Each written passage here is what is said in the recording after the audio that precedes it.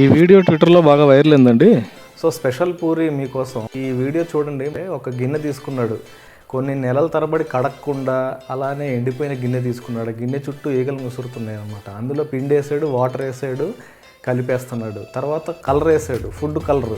అది ఫుడ్ కలరా కాదా మనం చెప్పలేము. అంటే మన ఇంటి ముందు హోలీ న్యూ ఇయర్ ముందు ముగ్గులు వేసుకుంటాం కదా, ఆ కలర్ వేసేసాడు, ఏదో కలర్ వేసేసాడు మొత్తానికి. ఆ తర్వాత వచ్చేసి లెఫ్ట్ హ్యాండ్తో కలుపుతున్నాడు అనమాట.